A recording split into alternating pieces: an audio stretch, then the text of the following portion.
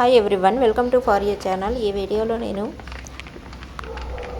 Ice cream coconut milk షేక్ని ఎలా తయారు చేయాలో చూపించబోతున్నాను. ఇది చాలా ఈజీగా ప్రిపేర్ చేసుకోవచ్చు. మనకి ఇంట్లో పచ్చి కొబ్బరి ఉన్నట్లయితే దానిని మిక్సీ జార్లో వేసుకొని మెత్తగా గ్రైండ్ చేసుకోవాలి. ఇందులో 1 నుంచి 2 గ్లాసుల వరకు వాటర్ కూడా వేసుకొని బాగా మెత్తగా గ్రైండ్ చేసుకోవాలి.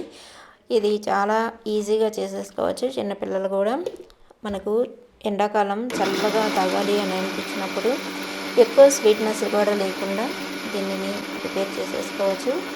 ఇలా గ్రైండ్ చేసుకున్న తర్వాత దీనిని ఒక బట్టలో కానీ లేకపోతే ఏదైనా స్ట్రైనర్లో కానీ మనం ఇలా వడగట్టుకోవాలి. ఇందులోంచి చిక్కటి పాలు అయినట్లయితే మనకు చాలా టేస్టీగా ఉంటుంది. అలాగే కొబ్బరి పాలు కూడా మనకు హెల్తీగా ఉంటుంది. పిల్లలు ఎండలో బయట నుంచి వచ్చినప్పుడు కానీ ఏదైనా తాగాలి అని అనిపించినప్పుడు కానీ ఇది ఈజీగా చేసేసుకోవచ్చు.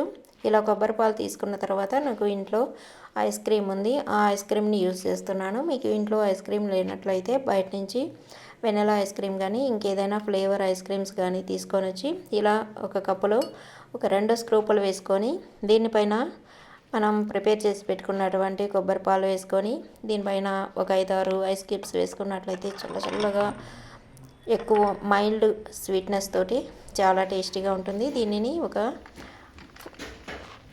స్పూన్తో కానీ స్ట్రాతో కానీ సర్వ్ చేసుకోవచ్చు.